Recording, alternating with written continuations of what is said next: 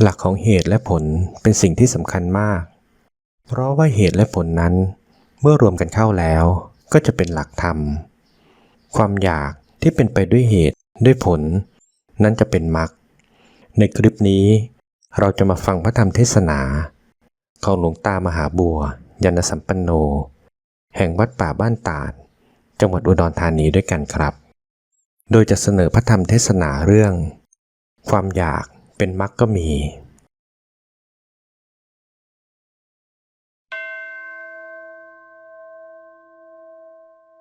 ความมุ่งหมายมาก็ทราบแล้วว่าวัดป่ามีการบำเพ็ญทางจิตภาวนาโดยถ่ายเดียวเท่านั้นการดำเนินทางด้านจิตภาวนาต้องอาศัยกายวิเวกเป็นอุปกรณ์แก่จิตวิเวกความสงัดกายและพลุกพล่านวุ่นวายด้วยหมู่เพื่อนและประชาชนที่เข้ามาเกี่ยวข้องบ่อยๆจิตวิเวกก็กายได้รับความสะดวกในการบำเพ็ญแล้วจิตก็เป็นไปเพื่อความสงบสงัดเมื่อจิตวิเวกแล้วก็เป็นอุปกรณ์ไปถึงอุปธิวิเวกความสงัดจากกิเลสเป็นบาดฐานกันและกันตามทางของพระพุทธเจ้าที่ทรงดำเนินมาแล้วดำเนินอย่างนั้นผู้ต้องการผลดังพระพุทธเจ้าดังพระสาวกท่านก็ต้องดำเนินตามแนวแถวของท่านที่ดำเนินแล้วอย่างไรถ้าเราดีติดตัวออกจากร่องรอยแห่งการดำเนินของท่านก็เท่ากับการดีติดตัวออกจากผลที่จะพึงได้อย่างท่านมันก็ไม่ได้ต้องคิดเสมอผู้ปฏิบัติหลักเหตุผลเป็นเครื่องรักษาตนเป็นเครื่องบำเพ็ญเป็นสิ่งสำคัญมากเพราะหลักเหตุผลนั้นคือหลักธรรมอย่าปล่อยให้ความอยากเข้าไปเป็นหัวหน้าชักจูงหรือลากถูไถไปด้วยความอยากใช่ไม่ได้ความอยากนะถ้าอันที่ไม่ต้องด้วยเหตุผลแล้วเป็นกิเลสความอยากที่เป็นเพราะเหตุผลนั้นเป็นมรรคเช่นอย่างอยากพ้นทุกข์เป็นมรรคมุมานะสำหรับรบกับกิเลสหรือต่อสู้กันกับกิเลสหรือจะว่าโกรธว่าเครียดว่าแค้นกับกิเลสก็ว่ากันไปเพราะมีเราเคยมีเหมือนกันนี่ก็เรียกว่าเป็นทางมรรคเป็นความคิดที่ถูกเพราะเป็นเครื่องหนุนจะให้มีกำลังจิตใจขึ้นมาเพื่อต่อสู้กิเลสจนได้ชัยชนะถ้าไม่มีกำลังใจไม่มีการมุมานะกันบ้างก็ไม่สำเร็จประโยชน์อะไรเรื่องความมุ่งมั่นและความมุมานะจึงเป็นสิ่งสำคัญสุดท้ายก็ไม่พ้นจากอิทธิบาททั้งสี่ไปจนได้เราพูดแยกเป็นแขนงไปเฉยๆลงท้ายก็อิทธิบาททั้งสี่ฉันทะมันพอใจความพอใจกับอะไรพอใจกับมรรคผลนิพพานความมุ่งมั่นมันก็ไปตามกันกับความพอใจนะอย่างไหนถ้าไม่ไปวิริยะจะไปไหนเรื่องความภาคเพียรมันก็ต้องเป็นไปตามกันจิตตะถ้าไม่เอาใจสักใฝ่ก็หมายถึงว่าจิตใจมีความผูกพันอยู่กับหน้าที่การงานของตนที่จะเป็นไปเพื่อความสมหวังนั่นเองปัญญาคือความรอบคอบสำหรับตัวการประกอบความภาคเพียรทั้งภายนอกภายในอิทธิบาททั้งสี่ก็รวมลงที่นี่ผู้ปฏิบัติมันต้องเล็งทางดำเนินที่พระพุทธเจ้าพาสาวกดำเนินอย่างไรหรือพระองค์เองทรงดำเนินอย่างไร และทรงสั่งสอนสาวกก็ทรงสั่งสอนแบบเดียวกันกับที่พระองค์ทรงดำเนินนั่นแหละได้ผลมาแล้วนั้นไม่มีธรรมะอื่นที่พระพุทธเจ้าจะทรงลดหย่อนผ่อนผันให้เป็นความสะดวกสบายแก่สัตว์โลกแล้วได้รับผลเป็นที่พึงพอใจนอกจากหลักธรรมที่ทรงสั่งสอนไปแล้วนี้อันเป็นธรรมที่รับรองในทางเหตุว่าถูกต้องในทางผลว่าต้องได้รับเมื่อเหตุก็ทรงบำเพ็ญมาแล้วผลก็ทรงได้รับมาแล้วจึงต้องนำวิธีการเหล่านี้มาสั่งสอนสัตว์โลกนั้นต้องจะสาวกลงไปโดยลำดับบริษัทสี่จะปลีกแยกไปจากนี้ไม่ถูกพยายามให้มีงานน้อยที่สุดงานอย่างอื่นงานที่เกี่ยวข้องกับความเป็นอยู่อาศัยทำนั้นทำนี้ก็พยายามให้มีน้อยมากหากมีความจำเป็นก็ทำเสียแล้วให้ทำความในใจไว้เสมอไม่เผลอตัวเพลินไปกับการงานทั้งหลายโดยถือว่าเป็นความสะดวกสบายเป็นเครื่องแก้รำคาญนี่คือความคิดผิดการห่างเหินจากความเพียรภายในจิตการภายนอกอย่างนั้นจะเป็นการแก้รำคาญได้อย่างไรความรำคาญเป็นเรื่องของกิเลสการแก้ความรำคาญต้องชำระจิตใจต้องบังคับบัญชาที่ความอยากมันอยากทำอะไรอยากไปไหนต้องหักห้ามกันจึงเป็นทางถอดถอนเป็นทางแก้ไขกันผู้ที่ท่านดำเนินได้รับผลมาแล้วท่านดำเนินกันอย่างนั้นเฉพาะครั้งพุทธกาลแล้วรู้สึกว่าการจิตภาวนานี้เป็นหลักเป็นแหล่งเป็นแก่นของศาสนาจริงๆไม่มีงานอื่นงานใดเข้ามาวุ่นวายทับถมโจมตีกันให้ยุ่งเหมือนอย่างสมัยปัจจุบันงานที่ไหนยกขึ้นมาก็เป็นงานเพื่อถอนกิเลสทั้งนั้นถ้าดำเนินกันอย่างนั้นความคิดความนึกปรุงแต่งเรื่องอะไรต้องอยู่ใน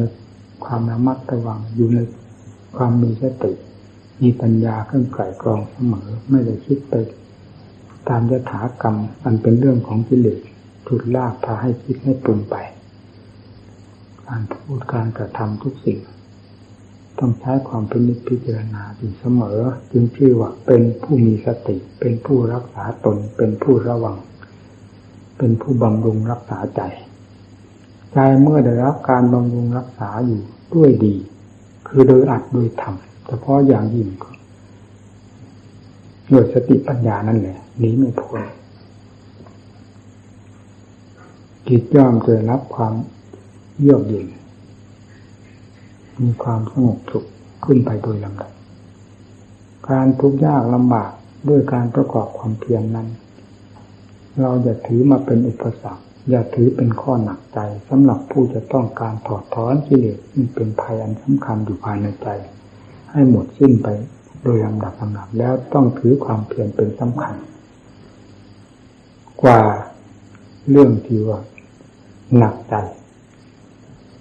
มีทางนักปราชญ์ท่านเดินอย่างนั้นทั้งที่เคยได้พูดให้ฟังหลายครั้งหลายหนแล้วสาวกท่านประกอบความภาคเพียรได้รับความทุกข์ความลำบากมีจำนวนมากทีเดียวก่อนที่จะบรรลุธรรมเป็นขั้นๆจนถึงขั้นธรรมมันสุดยอดไม่ใช่ท่านจะล้างมือเปิบและถือความลำบากลำบนในการประกอบความเพียรว่าเป็นอุปสรรคแล้วท้อถอยด้อยทางความภาคเพียรไปเสียอย่างนั้นหาไม่เมื่อเราจะนำสิ่งเหล่านี้เข้าไปเป็นเครื่องสนับสนุนก็แสดงว่าเป็นการทำลายตัวเองและเป็นการทำลายวงศกุลของพระศาสนาซึ่งท่านพาดำเนินมาท่านสำเร็จมรรคผลนิพพานด้วยความภาคเพียรท่านสำเร็จมรรคผลนิพพานด้วยความอุตสาห์พยายามด้วยความหนักก็เอาเบาก็สู้ขึ้นชื่อว่าเป็นความเพียรที่ชอบทำแล้วไม่ถอยหลัง นี่คือทางเดินของปราชญ์ท่านที่เดินมาแล้วไม่มีทางอื่นให้เลือกเดินได้หากว่ามีทางอื่นให้เป็นที่สะดวกสบายการในการดำเนินของสัตว์โลกแล้วใครจะฉลาดเหนือพระพุทธเจ้าไม่มีจะทรงแยกให้สัตว์โลกทั้งหลายได้รับความสะดวกสบายด้วยกันโดยไม่ต้องให้รับความลำบากเหมือนพระองค์หรือเหมือนดังสาวกทั้งหลายที่พระองค์พาดำเนินไปนั้นเลยจะต้องแยกหาความสะดวกมันคดมันโค้งก็พยายามหาทางลัดมันลำบากลำบนขรุขระในวิธีการเดินก็หาความสะดวกให้หาความสะดวกให้โดยลำดับมันจะถึงขนาดที่ว่าเอาหมอนมัดติดคอเลยพระองค์ก็จะสอนไม่ต้องลำบากเอาหมอนมัดติดคอเลยล้มที่ไหนให้หลับที่นั่นเป็นมรรคผลนิพพานที่นั่นไม่ต้องประกอบความภาคเพียรให้ลำบากลำบนมีแต่ถาคตเด็กพิจารณาค้นคว้าแล้วเห็นความสะดวกอย่างยิ่งแล้วจึงได้นำมาสอนพวกท่านทั้งหลายพระองค์จะต้องทรงแสดงอย่างนี้แต่นี้ไม่มีทางใดนอกจากมัชฌิมาที่ทรงแสดงไว้แล้วนี้ว่าเป็นการเหมาะสมอย่างยิ่งแล้วจะเปลี่ยนแปลงเป็นอย่างอื่นไปไม่ได้เพราะกิเลสทุกประเภทไม่เคยเปลี่ยนแปลงตัวเองเป็นอย่างอื่นพอที่จะเปลี่ยนแปลงมัชฌิมาให้เป็นไปตามนั่นได้เลยด้วยเหตุนี้เมื่อกิเลสเป็นแสดงอาการออกมาอย่างใดมัชฌิมาใดที่ควรเหมาะสมกับกิเลสประเภทใดซึ่งจะปราบปรามซึ่งกันและกันให้อยู่ในเงื้อมมือของมัชฌิมาขั้นนั้นๆจำเป็นจะต้องทุ่มเทมัชฌิมาขั้นนั้นๆลงไปให้เหมาะสมกับการปราบปรามกิเลสที่ชิบหายไปจากจิตใจโดยไม่ต้องลดละท้อถอยนี่เรื่องเป็นอย่างนี้ขอให้พากันเข้าใจเอาไว้และให้ทำความเข้าใจกับตนอย่างซึ้งอย่าสักแต่ว่าฟังเฉยๆแล้วไม่แน่นอนในใจหาความแน่นอนในใจไม่ได้เป็นหลักปักที่ฝ่ายอย่างนั้นไม่ใช่ผู้จะดำเนินเพื่อความพ้นทุกข์จะเกิดความท้อถอยในวันหนึ่งแน่นอนเราอย่าเอาเรื่องอดีตในการประกอบความภาคเพียรได้รับความทุกข์ความลำบากของเราเข้ามาเป็นอุปสรรคต่อการบำเพ็ญในปัจจุบันซึ่งให้เกิดความท้อใจอ่อนใจมุ่งต่อกิเลสที่มันยังเหลืออยู่มากน้อยเพียงไรสมมุติว่าจิตใจมีความฟุ้งซ่านก็แสดงว่ากิเลสมีท้าทายเราเต็มที่ฉุดลากเราจนกระทั่งจะถลอกปอกเปิดจะตายทั้งเป็นอยู่แล้วเวลานี้ถ้าเราไม่ช่วยตัวเองด้วยความภาคเพียรความอดความทนเราจะช่วยตนได้วิธีใดพระพุทธเจ้าท่านทรงสอนว่าวิธีใดให้รีบหาศาสตราธรรมาวุธนั้นเข้ามาแก้ไขทันทีนี่ชื่อว่าเป็นอุบายที่ถูกต้องอย่านำเรื่องอดีตหรือเรื่องอนาคตซึ่งเป็นความลำบากผ่านมาแล้วถึงเราทำมาแล้วลำบากอย่างนั้นก็ไม่เห็นได้อะไรแล้วอนาคตเราก็จะต้องลำบากลำบนอย่างนี้ไปล้วนแล้วตั้งแต่สร้างขวากหนามไว้สำหรับกั้นทางเดินของตนจะไปไหนก็ไปไม่รอดต้องเจาะจมอยู่ในปัจจุบันนั้นจมตับเขาเรียกว่าจมปลักหาทางไปไม่ได้นี่ไม่ใช่ทางนักปราชญ์ทางนักปราชญ์เรียกว่าวิริยะนันทุกขมัจเจติการหลุดพ้นจากทุกข์นั้นต้องหลุดพ้นด้วยความเพียรเป็นหลักสำคัญนี่เป็นธรรมยืนยันตั้งหน้าตั้งตาพูดปฏิบัติอย่าไปคำนึงในเรื่องมรรคผลนิพพานว่าจะอยู่ที่ไหนด้วยมันเสียเวลาและดีไม่ดีสร้างความ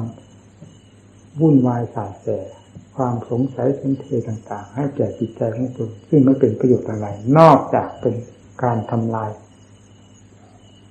ความมุ่งหวังมรรคผลนิพพานของตนให้ด้อยลงและจนก้าวไปไม่ได้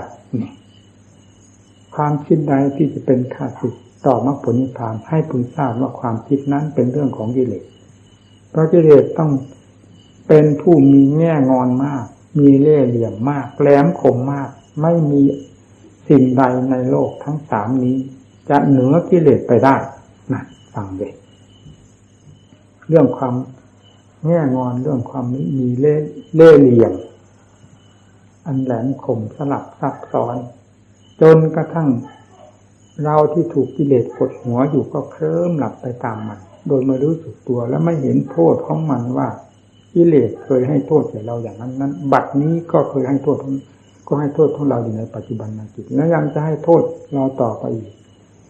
ไม่มีเวลาสิ้นสุดนี้ไม่มีความรู้ได้เลยเพราะความแหลมคมเพราะความกล่อมอันสนิท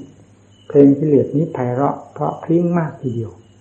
ใครฟังแล้วต้องติดใจและให้จมไปด้วยกิเลสเราพูดถึงเรื่องอำนาจความฉลาดแหลมคมของกิเลสในสามโลกธาตุนี้เป็นบริษัทบริวารของกิเลสทั้งนั้นนอกจากธรรมะมีธรรมะเท่านั้นมีอานุภาพมากเหนือสิ่งเลวร้ายทั้งหลายคือกิเลสทุกประเภทซึ่งจะสามารถนำมาระงับดับกันได้ด้วยมัชฌิมาปฏิปทาที่พระองค์ท่านประทานไว้แล้วโดยสมบูรณ์ยึดเอาหลักนี้ผู้ดำเนินจะได้เห็นความสว่างกระจ่างแจ้งเห็นความเบาอกใจของตนไปโดยลำดับด้วยความภาคเพียรที่หนักบ้างเบาบ้างก็ตามถ้าไม่มีความภาคเพียรจะเอาแต่ความสะดวกเข้ามาว่านั้นมันก็เป็นเรื่องของกิเลสทั้งหมดก็เท่ากับการเพิ่มพูนกิเลสให้มากขึ้นเลยก้าวขาไม่ออกเดินจงกรมก็ก้าวไม่ออกจะกำหนดจิตนี้คือเหมือนอกจะแตกคับหมดในส่วงอกแต่ทำอะไรก็เลยไปไม่ได้มีแต่กิเลสหนีบเอาบังคับเอาบีบบี้สีไฟเอาซะจนแหลกหาทางเดินไม่ได้ตายจมอยู่ในวัฏสงสารไม่รู้กี่กับกี่กันหาประมาณไม่ได้เลยนั่นเป็นของดีแล้วเลยเราควรนำมาพิจารณาดูทุกข์ก็ช่างเถอะในโลกนี้ไม่มีใครได้เปรียบเสียเปรียบขึ้นชื่อว่าความทุกข์แล้วไม่ว่าจะเป็นเศรษฐีกระดุมผีมีเงินสักกี่หมื่นกี่แสนล้านก็ตามไม่ว่าใครจะมีความรู้ความเฉลียวฉลาดเรียนจบปริญญาไหนมาก็ตามไม่ว่าคนโง่คนฉลาดคนมีฐานะและคนตนขึ้นชื่อว่าเข้ามาติดคุกในเรือนจำทั้ง3 ชั้นนี่แล้วคือกามโลกรูปโลกอรูปโลกจะต้องอยู่ในความควบคุมของนายคุมคือกิเลสมีความโลภความโกรธความหลงราคะตัณหาเป็นตัวการสำคัญไม่พ้นไปได้สักรายเดียวแล้วเราจะสงสัยที่ไหนว่าโลกนี้จะมีความสุขความสบายความทุกข์นั้นได้รับด้วยกันทุกคนขึ้นชื่อว่าเป็นนักโทษแห่งความเกิดแก่เจ็บตายกิเลสเป็นผู้รักผู้รึงกิเลสเป็นผู้บังคับบัญชาบีบคั้นอยู่ตลอดเวลาภายในหัวใจแล้วรายไหนจะไม่มีทุกข์ในโลกนี้เราสงสัยทุกข์กับผู้ใดว่าไม่มีตั้งแต่ผู้แบกกองทุกข์ด้วยกันทั้งนั้นแบกกองทุกข์ด้วยการยิ่งเต้นขวนขวายด้วยการเจ็บไข้ได้ป่วยแล้วยังแบกกองทุกข์เรื่องเกี่ยวกับเรื่องความวุ่นวายความกระทบกระเทือนภายในจิตใจมากน้อยนี่ยิ่งเป็นของสำคัญในโลกนี้มีตั้งแต่กองไฟเผาหัวใจอยู่ตลอดเวลาไม่ว่ารายไหนเราสงสัยจุดใดดอนใดเกาะใดว่าจะเป็นที่มีความสุขความสำราญบานใจขึ้นชื่อว่ากิเลสเป็นผู้บีบบังคับอยู่แล้วในหัวใจนั่นเมื่อได้พิจารณาให้ชัดเจนอย่างนี้แล้วความเพียรจะหนักมากน้อยเพียงไรพอสู้พอฟัดพอเหวี่ยงกันทั้งนั้นเลยคนเราเมื่อเราไม่สงสัยถึงเรื่องโลกนี้ว่าจะให้ความสุขอะไรบ้างโลกนี้เต็มไปด้วยกองทุกข์มีแต่เอาเครื่องหลอก หลอกลวงกันมาประดับหน้าร้านเท่านั้นภายในมีตั้งแต่ไฟไม่แกลกมีคือไหม้อย่างลึกลับอยู่ภายในหัวใจก็มีไหม้ออกแสดงออกมาอย่างเปิดเผยทางกิริยามารยาทผิวพรรณวรรณะก็ดีจนถึงแสดงถึงความร้องห่มร้องไห้พิไรลำพันธ์เสียอกเสียใจก็มีสมอยู่ภายในจิตใจแดงโล่อยู่ทั้งวันทั้งคืนนี่มีจำนวนมากไม่เว้นในชาติชั้นวรรณะใดที่ไฟกองนี้จะไม่สมอยู่ภายในจิตใจได้เพราะกิเลสก็คือไฟเราสงสัยที่ตรงไหนการประกอบความเพียรที่ว่าเป็นทุกข์ด้วยความชอบธรรมเพื่อจะหลุดพ้นเพื่อจะถอดถอนตนออกจากไฟทั้งหลายที่กำลังไหม้รอบจิตใจอยู่เวลานี้เราจะเห็นว่าเป็นทุกข์ในความเพียรอย่างนี้แล้วก็หาทางไปไม่ได้ต้องตายจมกองนรกอเวจีในมนุษย์โลกอย่างนี้และกับใดกันใดพบใดชาติใดหากำหนดกฎเกณฑ์ไม่ได้คือหาความแน่นอนในกำเนิดที่เกิดในภพชาตินั้นไม่ได้ถึงล้วนแล้วตั้งแต่กองทุกข์กำหนดได้จำได้ไม่ได้ก็ตามเรื่องกองทุกข์ทั้งหมดการประกอบความเพียรเพื่อจะถอนเชื้ออันให้เกิดไฟเผารนภายในจิตใจและเชื้อที่จะชักจูงหรือว่าลากเราไปเกิดในภพน้อยภพใหญ่นี้ภายในจิตใจมันได้แก่กิเลสอวิชชานี้เป็นสิ่งที่เราควรอย่างยิ่งที่ต้องใช้ความเปลี่ยนพยายามหนักก็หนักเบาก็ยอมรับทุกขนาดไหนก็สู้กันขึ้นชื่อว่านักรบแล้วไม่มีถอยหลังเพราะพระพุทธเจ้าผู้เป็นศาสดาของเราไม่ได้พาให้ถอยหลังสาวกทั้งหลายไม่ใช่ผู้ถอยหลังผู้ก้าวหน้าเดินเพื่อความหลุดพ้นจากทุกข์จนหลุดพ้นไปเสียจึงได้ปล่อยวางทางความภาคเพียรแล้วเสวยวิมุตติสุขทั้งที่ขันธ์ยังครองตัวอยู่และวิมุตติสุขในพระนิพพานเพราะความทุกข์เพียงเล็กน้อยในอัตภาพเดียวหรือในช่วงเวลาไม่กี่ปีกี่เดือนการประกอบความเพียรตั้งแต่ขั้นเริ่มต้นจนกระทั่งถึงแต่จะรู้หรือบรรลุธรรมบางองค์ก็นานปีบางองค์ก็รวดเร็วบางองค์ก็ครู่เดียวตามอำนาจวาสนาบารมีที่สร้างมามากน้อยต่างกันมีเราก็เกิดในท่ามกลางแห่งวาสนาบารมีอยู่แล้วดีเราก็ทราบได้อย่างชัดเจนชั่วก็ทราบได้อย่างชัดเจนบุญบาปก็ทราบอยู่ประจักษ์ใจธรรมคำสอนของพระพุทธเจ้าเราก็ได้ศึกษาเรียนครูบาอาจารย์ทั้งหลายท่านก็แนะนำสั่งสอนวิธีการดำเนินทั้งเรื่องบุญเรื่องบาปเรื่องกิเลสปัญหาอาสวะเรื่องอัดเรื่องทำให้เราฟังทุกแง่ทุกมุมก็ควรจะซึ้งภายในจิตใจด้วยความเชื่อความมั่นใจให้หนักลงไปเพื่อเป็นอุปกรณ์แก่ประโยชน์พยายามของเราจะได้หนักหน้าก้าวเข้าสู่สันติธรรมคือความสงบโดยลำดับจนกระทั่งถึงสันติธรรมมาราบหาบด้วยความตะเกียกตะกายของเราที่เดินตามครูคือพระพุทธเจ้าซึ่งทรงสลบถึง3 ครั้งก่อนจะได้เป็นศาสดาขึ้นมานั่นละเอานั้นมาเป็นตัวอย่างมาเป็นแบบเป็นฉบับเราอย่าหาเอาคนที่เกียจที่คร้านอ่อนแอมาเป็นแบบเป็นฉบับจะกลายเป็นคนหมดคุณค่าหมดราคาหาทางก้าวเดินไม่ได้เป็นโมฆะภิกษุอยู่ไปกินไปหาความหมายไม่ได้ภายในจิตใจทั้งที่ธรรมะมีความหมายเต็มตัวอยู่ภายในใจสำหรับผู้ปฏิบัติอย่างเอาจริงเอาจังจะพึงประสบพบเห็นได้ตนเองพากันตั้งหน้าตั้งตาประพฤติปฏิบัติ การพิจารณาท่านผู้ใดถนัดในอาการใดในเบื้องต้นการพิจารณาหรือการสมถกรรมฐานจะมีความสะดวกเหมาะกับจริตของตนในธรรมบทใดซึ่งเคยได้อธิบายให้ฟังแล้ว พึงยึดเป็นหลักเป็นเกณฑ์พิจารณาเกสากำหนดเกสาก็เกสาโลมานะขาทันตาตะโจถึงวาระที่จะบริกรรมก็บริกรรมถ้าเป็นความถนัดในการบริกรรมก็บริกรรมหรือถนัดในระยะต่อไปเป็น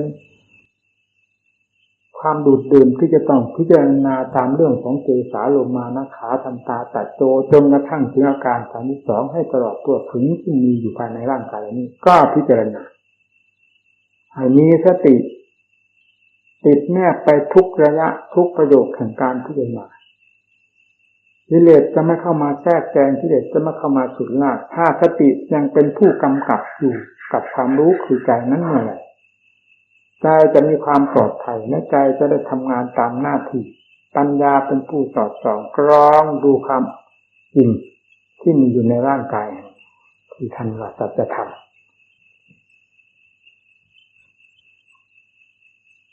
เวลาทำจะให้มีความสงบก็ตั้งหน้าตั้งตาทำให้มีสติอยู่นั้นเรื่องของโลกอันนี้มันเป็นไปจากจิตของเราดวงเดียวนี่แหละเป็นตัวโลกเป็นตัวก่อเรื่องก่อราวทั้งหลายถ้าความรู้มารวมตัวเสียอย่างเดียวเท่านั้นโลกนี้ก็เหมือนไม่มีเพราะไม่มีผู้ไปปรุงไปแต่งไปหลอกไปหลอนให้ความหมายอย่างนั้นอย่างนี้ดีชั่วสวยงามหรือก่อนแค่สูงต่ำประการใดออกจากจิตดวงเดียวนี้ทั้งนั้นเป็นผู้ไปวาดภาพหลอกตนอยู่ทั้งวันทั้งคืนเดินนั่งนอนนักปฏิบัติถ้าได้จดจ่อเข้าไปในจิตจริงๆจะเห็นเรื่องราวของจิตที่แสดงตัวอยู่ตลอดเวลาเกี่ยวกับเรื่องดินฟ้าอากาศต้นไม้ภูเขาบุรุษหญิงชายเรื่องโลกเรื่องสงสารมากน้อยมีตั้งแต่เรื่องของจิตเป็นผู้ปรุงผู้แต่งแล้วก็ตื่นเงาตัวเองเทินไปตามเงาเศร้าโศกไปตามเงาตัวเองอยู่ตลอดเวลาคือขันมันหลอกขันอันนี้มาจากจิตที่ไม่บริสุทธิ์คืออวิชชาเป็นต้นเหตุอวิชชาปัจจยาสร้างฆ่าเรามันหนุนกันออกมาเรื่อยๆปรุงให้แต่งให้เกิดความสำคัญมั่นหมายอยู่เฉยๆอยู่โดดเดี่ยวมีแต่ความรู้ล้วนๆมันอยู่ไม่ได้เพราะกำลังของสติกำลังปัญญาไม่พอที่จะหักห้ามจิตไม่ให้ปรุงให้แต่งไม่สามารถที่จะกำจัดความคิดในแง่ต่างๆให้สิ้นไปจากใจเหลือไว้ตั้งแต่ความสงบราบคาบให้เห็นความจริงภายในจิตดวงเดียวคืออะไรจิตดวงเดียวก็คือความรู้กับความอัศจรรย์อย่างเดียวเท่านั้นไม่มีอันใดเข้ามาเกี่ยวข้องเป็นสองเลยนี่จิตแท้เป็นอย่างนั้นในขณะที่เราต้องการความสงบเราก็ไม่พึงเกี่ยวข้องกับอะไรให้ดูจุดที่จิตจะกระเพื่อมมันผลักดันออกมาให้คิดให้ปรุงมันบอกอยู่ชัดๆท่านมีสติเอาเป็นยังไงให้ถือนั้นเป็นอารมณ์ถือนั้นเป็นจุดเป็นหมายถือนั้นเป็นเป้าหมายกำหนดสติลงที่จุดนั้นเอาถ้าจะว่าพุทโธให้อยู่กับตรงนั้นให้ถี่ยึดเข้าไปดูสิมันเป็นยังไงแล้วมันจะมีเรื่องมีลาหลอกเจ้าของไหมถ้าลงสติได้กำกับกับจิตด้วยดีแล้วจิตจะปรุงออกเป็นเรื่องขึ้นมาหลอกเจ้าของไม่ได้เรื่องต่างๆที่เคยผ่านไปแล้วกี่ปีกี่เดือนกี่เวลานั้นมันมาสมอยู่ภายในหัวใจเราตลอดเวลามันมาจากไหนไอ้เรื่องนั้นเป็นแล้วผ่านไปแล้วกี่ปีกี่เดือนมันหายไปหมดแล้วแต่จิตดวงนี้มันไม่หายอารมณ์อันนี้มันปรุงขึ้นมาอยู่เรื่อยๆอุ่นขึ้นมาเรื่อยหลอกเจ้าของเรื่อยเพลินอยู่กับตุ๊กตาเครื่องเล่นของเด็กภายในจิตใจของตัวเองดูอย่างนั้นเราสังเกตดูให้ดีจะเห็นได้อย่างชัดเจนไม่นอกเหนือไปจากที่กล่าวนี้เลยเพราะนี่ได้พูดตามเรื่องความจริงที่เป็นอย่างนั้นจริงๆไหนพิจารณาอย่างนั้นอาจจะพิจารณาเกสาโลมานะขาทันตาตะโจตลอดอาการ32ก็ให้รู้ตั้งแต่อาการนี้เท่านั้นอย่าเอาอาการความรู้นี้แยกไปปรุงไปแต่งให้มีภาพนั้นเรื่องนั้นเรื่องนี้เข้ามาแทรกจนกระทั่งกบเกลื่อนหรือทำลายวัตถุที่เราพิจารณานี่อารมณ์ที่เราพิจารณาเนี่ยสูญหายไปเสียเหลือตั้งแต่กิเลสเครื่องยั่วยวนกวนใจภาวนาวันไหนก็ไม่ได้เรื่องเวลามีตั้งแต่เรื่องที่ไม่ต้องการ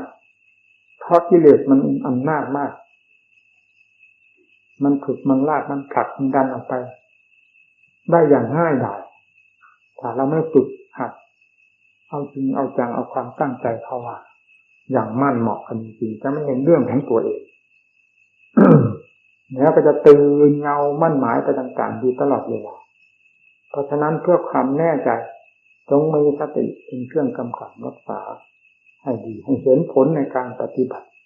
ภาวนาของตนท่านว่าสมาธิเป็นยังไงคือความมั่นคงความแน่นหนาความตั้งมั่นของใจจิตสงบจิตก็มั่นเท่านั้นเองถ้าไม่สงบก็รวนมือเอ็นเอียงไปที่นู่นที่นี่ครับความเป็นตัวของตัวไม่ได้แม้แต่ขณะเดียวจิตมีความสงบ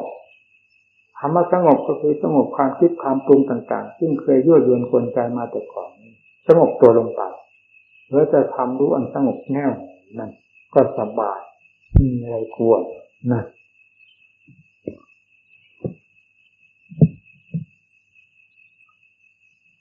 จากนั้นวาระต่อไปที่เราจะพิจารณาให้เป็นปัญญาก็พึงพิจารณาดังที่กล่าวมา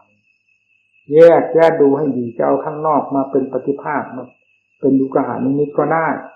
ไม่ว่ารูปหญิงรูปชายมันติดได้ทั้งนั้นเนี่ยข้างนอกข้างในติดได้เป็นสมุทัยได้เมื่อนำมาพิจารณาให้เป็นมรรคให้เป็นทางเดินให้เป็นธรรมทำไมจะเป็นไปไม่ได้แยกออกไปถึงเรื่องอนิจจังทุกขังอนัตตาก็ดีหรือจะพิจารณาเรื่องอสุภะอสุภังก็ดีดูมันมีตั้งแต่เรื่องอสุภะอสุภังกองเต็มตัวสัตว์ตัวบุคคลตัวเขาตัวเราไม่มีบกพร่องแม้แต่รายเดียวทำไมมันจริงไม่เห็นของจริงมีอยู่นั่นคือความจริงจิตใจเรามันปีนเกลียวกับธรรมอยู่เสมอมันได้เหยียบตั้งแต่กวาดแต่น้ำคือกิเลสตัณหาย่อหัวใจเอาทั้งวันทั้งคืนเดินนอนหาความสงบสงัดไม่ได้ก็เพราะจิตใจมันปีนเกลียวกับความจริงคือธรรมพิจารณาให้เห็นตามที่ท่านสอนไว้ตั้งแต่เจสาลงมานะขาดันตาแต่โจมันก็บอกชัดๆแล้วถลกหนังออกมาเป็นยังไงคนทั้งคนดูได้ไหมมันมีหญิงมีชายที่ไหนเมื่อถลกหนังออกมาแล้วความสวยของงามมันปรากฏอยู่ที่ไหนมันก็มีแต่หนังบางๆหลอกอยู่ข้างนอกเท่านั้นเองก็ทราบแล้วว่าหนังดูว่ามันซึ้งเลยเมื่อถลกออกมาแล้วอ้าวดูทั้งหนังด้วยข้างในข้างนอกของหนังเป็นอย่างไรแล้วดูเนื้อดูเอ็นดูกระดูกดูเข้าไปทุกแง่ทุกมุมในอาการต่างๆจนกระทั่งถึงอาหารใหม่อาหารเก่าเต็มไปด้วยป่าช้าพิดิบของปฏิกูลโสโครกเน่าเหม็นเต็มตัวทั้งเขาทั้งเรามันมีที่ตรงไหนที่ว่าสวยว่างามว่าน่ารักใคร่ชอบใจมันหาเรื่องหาเราเอาอย่างสดๆร้อนๆเอาอย่างดื้อๆด้านๆนี่เหรอจิตนี่ฟาดกันลงไปมันเห็นเหตุเห็นผลเป็นไรนี่แหละคือความดื้อของจิต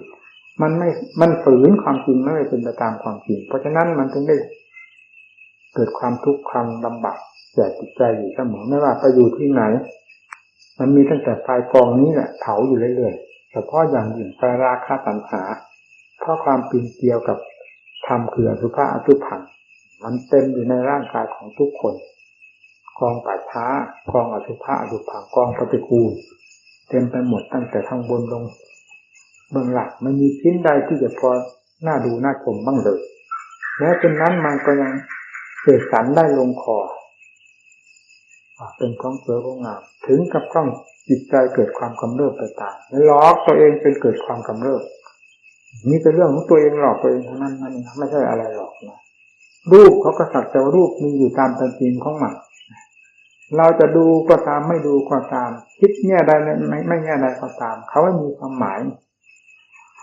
สำหรับรูปนั้นไอ้ผู้นี้ผู้ไปเห็นนี่แหละมันมาเกิดปัญหาเกิดเรื่องเกิดราวขึ้นมาในตัวผู้รู้ผู้เห็นนี่แหละไปปรุงแต่งสำคัญมั่นหมายว่าเป็นอย่างนั้นอย่างนี้ก็หลงความสำคัญมั่นหมายของตนเพลิดเพลินไปตามแล้วผลที่มันปรากฏก็คือความทุกข์ความแน่นในหัวอกแทบจะเป็นแต่ตายนี่โทษแห่งความคิดความปรุงของมันแสดงให้เห็นอย่างชัดเจนขนาดนั้นเรายังยอมเชื่อมันไปหรือยังไม่เห็นโทษของมันบ้างหรือสำหรับผู้ปฏิบัติแท้ๆน่ะมันน่าคิดอยู่มากในตรงนี้เอาสิคิดค้นลงไปเข้าใจความจริงเรื่องมรรคผลนิพพานไม่ต้องถามสิ่งเหล่านี้แหละที่มันปกคลุมหุ้มห่ออย่างมิดตัวไม่มองเห็น กระแสของความสว่างไสวของความสงบของใจพอที่จะแสดงความอัศจรรย์ขึ้นมาโดยลำดับถึงกับต้องเป็นมรรคผลนิพพานขึ้นมานั้นได้เลยก็เพราะสิ่งสกปรกโสมมสิ่งเลวร้ายทั้งหลายเหล่านี้มันปกคลุมหุ้มห่อเสียอย่างมิดตัวเพราะฉะนั้นจึงต้องแก้มันด้วยสติแก้ด้วยปัญญาเพิกถอนมันออกเลิกมันออกเปิดเผยมันออกให้เห็นความจริงเมื่อเห็นความจริงแล้วความสงบไม่ต้องบอกมันยุ่งวุ่นวายเพราะอะไรเพราะมันหลงเมื่อเห็นตามความจริงแล้วมันก็ถอยตัวเข้ามาตอนนั้นเดี๋ยวยุ่งกับอะไรดูอะไรมันก็อย่างว่าเนี่ยก็อย่างปัญญาเลยหวานล้อมไปหมดเห็นแล้วตามความจริงแต่มาหลงของปลอมจิตมันก็หมุนตัวเข้ามาสงบเย็นเพียงเท่านี้ก็มีความสุขสำหรับผู้ปฏิบัติเอาย้ำเขาหลายครั้งหลายหนเหมือนเขาคาดมาคาดจนมุนคาดมุนแถลแหลกละเอียดควรแก่การตัดดับนั่นแหละเป็นของสำคัญการพิจารณาเที่ยวกี่ครั้งกี่หนไม่สำคัญอยู่ที่ความชำนิชำนาญความคล่องแคล่วแกล้วกล้าทราบซึ้งภายในจิตใจด้วยการพิจารณาว่าอย่างไรและเป็นอย่างนั้นจริงๆซึ้งอย่างนั้นจริงๆอสุภะของปฏิกูลโสโครกก็ซึ้งถึงใจจะพูดถึงอนิจจังทุกขังหรืออนัตตาเนี่ยใดก็ซึ้งถึงใจถึงความจริงเรียกว่าซึ้งแล้วมันจะไปหลงของปลอมไงการพิจารณาอย่างนั้นยืนเดินนั่งนอนอย่าให้เผลอพยายามระมัดระวังตัวเสมอการพูดการคุยกันก็ทำให้เผลอได้มาตามจิตตามกายมาเกี่ยวข้องกันก็ดีอย่ามาด้วยความเผลอเลยต่างๆอย่ามาด้วยความเซ่อๆซ่าๆความไม่มีสติสตังเป็นความไม่มีค่าภายในตัวความไม่มีความหมายในตัวในการมาของตัวในการพูดกันที่การทำทั้งหลายไม่มีความหมายอะไรไม่มีสาระทำให้เป็นสาระแก่เจ้าของด้วยความมีสติยับยั้งรักษาตัวอยู่เสมอทุกข์ก็ทุกข์ยอมรับว่าทุกข์ตายก็ตายด้วยความเพียรเป็นไรไปแม้เขาไม่เคยภาวนาเขาก็จะตายอยู่แล้วโลกนี้คือโลกป่าช้าโลกแห่งความเกิดตายของสัตว์มันจะพ้นไปไหนได้มันตายด้วยกันทั้งนั้นแน่นอนที่สุดนอกจากเร็วหรือช้าต่างกันไปเล็กๆน้อยๆกันนะเราทุกข์เพราะความภาคเพียรเอาให้เห็นจริงเห็นจังตามหลักธรรมเมื่อพิจารณาจนมีความช่ำชองแล้วไม่ต้องบอกแล้วมันถอนมันปล่อยมันวางเข้ามาเป็นลำดับดังเคยอธิบายให้ฟังแล้วจิตก็ยิ่งมีความผ่องใสมีความคล่องแคล่วแกล้วกล้าเบาหมดภายในจิตเพราะเบาจากอุปาทานข้างนอกก็ไม่ยึดข้างในก็พิจารณาเข้าไปรู้แจ้งเห็นจริงเข้าไปเป็นลำดับจนกระทั่งถึงปล่อยถึงวางรูปที่ว่ารูปกายเป็นเราเป็นของเราว่าเป็นของสวยของงามพิจารณาแล้วมีแต่เนื้อแต่หนังแต่เอ็นแต่กระดูกพิจารณาแล้วมีแต่ของอสุภะทุกทางเต็มไปหมดทั้งหลังเป็นเราได้ยังไงพูดพิจารณาหลายครั้งหลายหนก็แจ่มแจ้งเข้าไปออกจากนั้นก็พูดถึงเรื่องธาตุก็ซึ้งพูดถึงเรื่องอสุภะอสุภังก็ซึ้งเห็นชัดเจนตามความจริงและอุปทานซึ่งเป็นผลของตัวจอมปลอมไปสำคัญมั่นหมายมันก็ถอนตัวออกมาเองนั่นก็เบาเรื่อย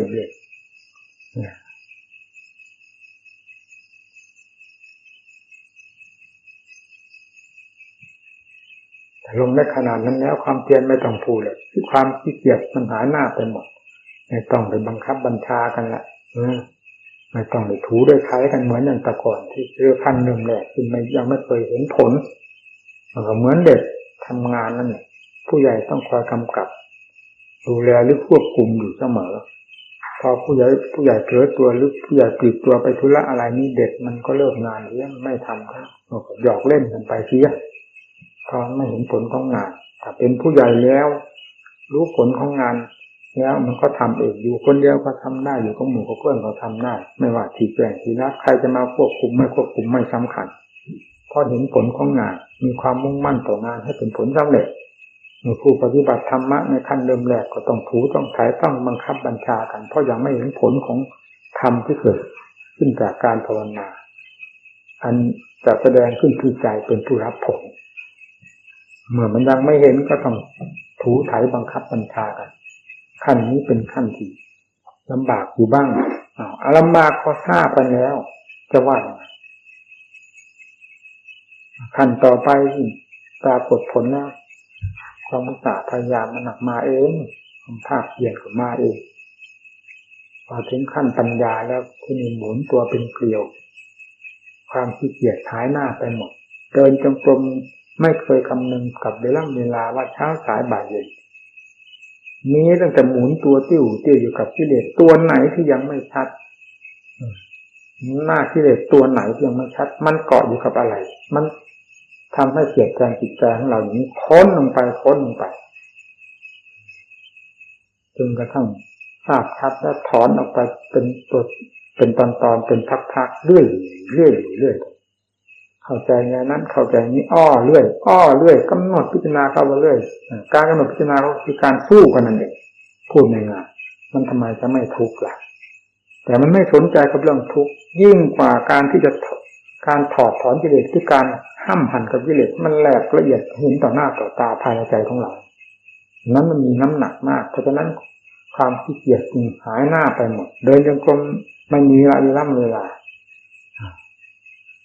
สักครู่เดียวปาก็3 ชั่วโมง 4 ชั่วโมงเลยนั่งที่ไหนก็เพลินแต่การพิจารณาไม่มีเวลาเหมือนการอิริยาบถทั้ง4เล่นตลับด้วยทั้งนั้นพอตื่นขึ้นมาก็มือจับงานปุ๊บได้แต่จิตจากอารมณ์ที่ตนพิจารณายังไม่เสร็จในสิ่งนั้นคลี่คลายออกดูไม่หยุดยั้งจนกระทั่งเข้าใจแล้วปล่อยเองนั่นการพิจารณาเป็นขั้นเป็นตอนแต่อย่ามาคาดหมายนะไม่ถูกบอกวิธีการให้ทราบเฉยการคาดหมายไม่ถูกให้เป็นขึ้นในตัวเองนั่นแหละความจริงต่อความจริงจะเข้ากันได้ทันทีครูบาอาจารย์ที่แสดงให้เราฟังนี้ล้วนแล้วตั้งแต่ความจริงเวลานี้เรายังไม่เห็นความจริงตามที่ท่านสอนเราพยายามดำเนินไปพอจิตของเราถึงความจริงขั้นใดแล้วมันยอมรับกั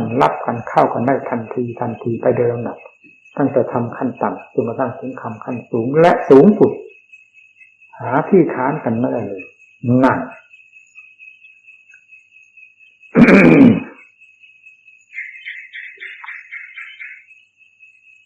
การปฏิบัติจิตก็มีความเป็นไปครูบาอาจารย์คอยแนะนำสั่งสอนอยู่เสมอโดยถูกทางไม่เป็นที่สงสัยมันก็น่าจะขยับขึ้นไปเรื่อยๆและรวดเร็วกว่าโดยปกติของตัวที่ทำโดยลำพังเราเห็นโทษในการบำเพ็ญเพียรโดยลำพังมาแล้วจึงให้ชี้แจงให้หมู่เพื่อนทราบว่าอย่านอนใจการที่จะแนะนำตักเตือนสั่งสอนซึ่งกันและกันทางด้านจิตภาวนานี้จิตต้องสอนจิตเท่านั้นเราจะไปยกคัมภีร์นั้นมาสอนยกคัมภีร์นี้มาสอนสาธุไม่ได้ประมาทมันก็เหมือนยกยามาทั้งตู้ทั้งหีบมาทุ่มลงในคนไข้ไม่ทราบเป็นไข้อะไรยาก็ไม่ทราบยาอะไรต่ออะไรทุ่มไปลงไปมันก็ไม่เกิดประโยชน์อะไรดีไม่ดีทำให้คนไข้ตายที่โดยทำไปนะความรู้สุ่ม 4 สุ่ม 5ในการปฏิบัตินี้จะมาสอนผู้รู้จริงเห็นจริงตามขั้นภูมิของตนโดยลำดับแบบนี้มันสอนกันไม่ได้สอนกันไม่ลงผู้ที่ปฏิบัติ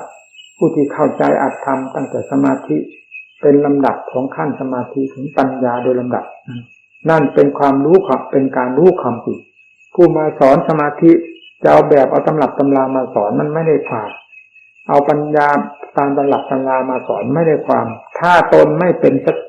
สมาธิจิตตนไม่เคยเป็นสมาธิขั้นนั้นมาก่อนจิตตนไม่เคยเป็นปัญญาขั้นนั้นมาก่อนแล้วจะสอนไม่เข้าเรื่องเข้าราวไม่เข้ากฎเข้าเกณฑ์ไม่เป็นประโยชน์แก่ผู้ฟังด้วยความสนใจนั้นได้เลยนี่เป็นของสำคัญอยู่มากเมื่อต่างมีความจริงรับกันอยู่เสมอผู้สอนก็สอนด้วยความจริงซึ่งเห็นแล้วรู้แล้วค่อยมาสอนมันจะผิดไปไหนแล้วก็รวดเร็วทันใจด้วยติดข้องที่ตรงไหนท่านแก้ปั๊บไปเลยเสียไปละมัวกรรมฐานจริงสำคัญที่ครูที่อาจารย์คอยแนะนำทางให้ ครั้งพุทธกาลก็สาวก ก็ต้องอาศัยพระพุทธเจ้าและลูกศิษย์ลูกหาของสาวกแต่ละองค์ก็อาศัยครูอาจารย์ที่เข้าอกเข้าใจในทางด้านจิตภาวนามาแล้วอย่างสมบูรณ์นั้นเป็นผู้พร่ำสอนไปโดยลำดับถ่ายทอดมาเรื่อยจนกระทั่งถึงปัจจุบันนี้ขอให้พากันตั้งอกตั้งใจพิจารณา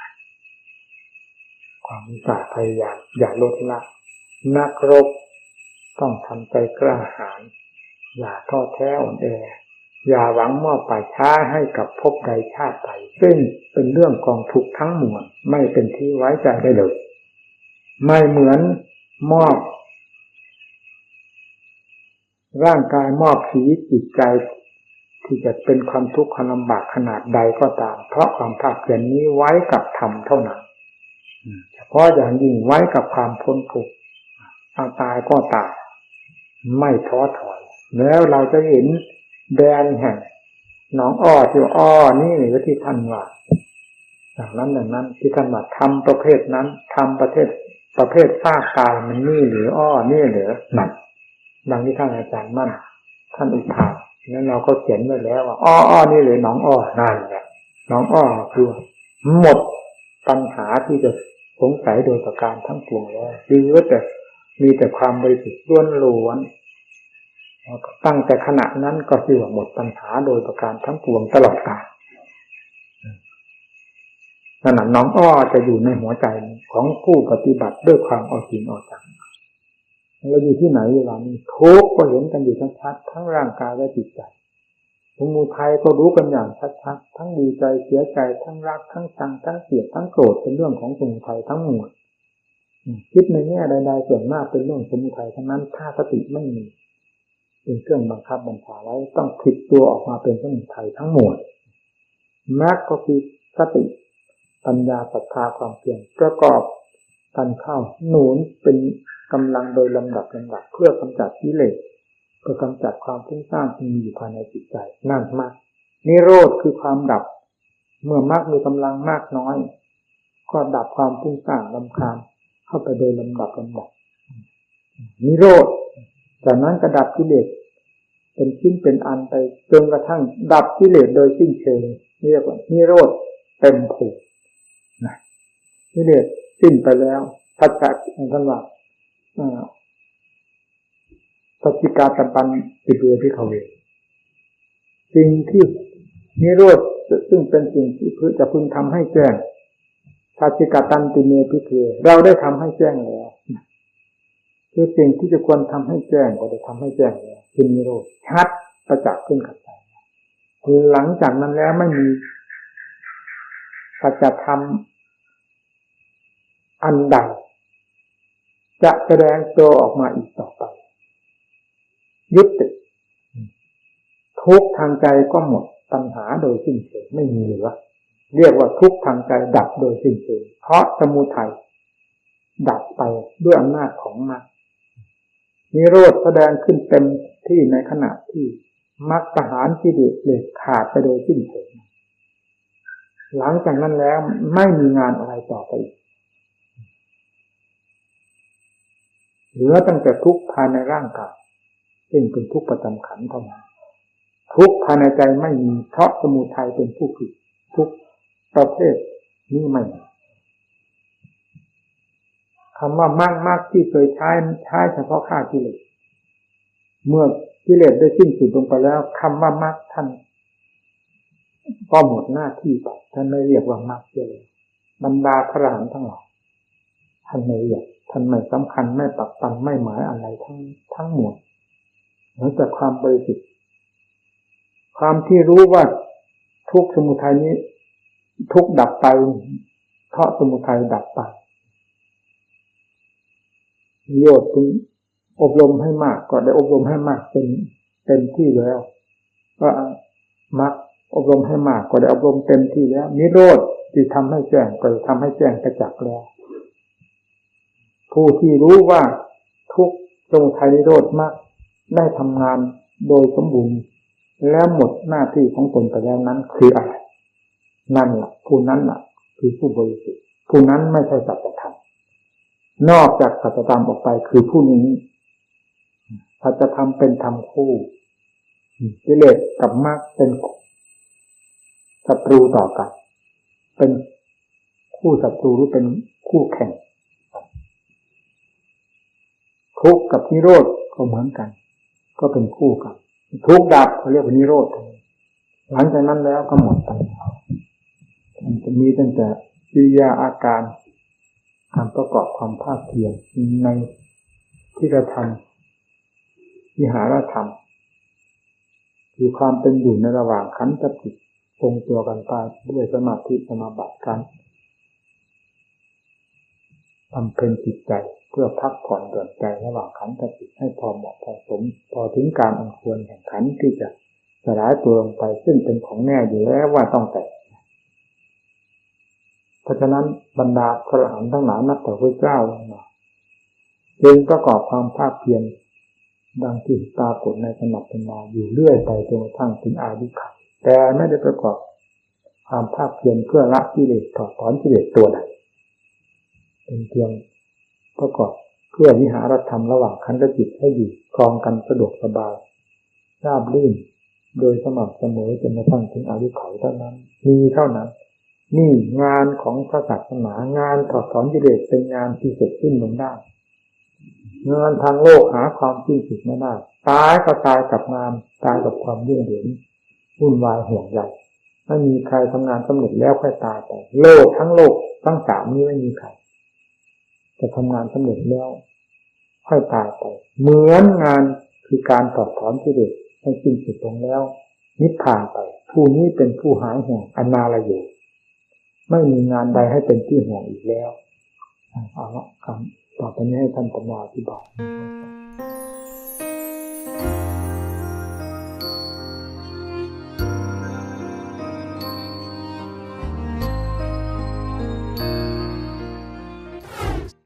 ผู้ต้องการผลคือการพ้นทุกข์แบบพระพุทธเจ้า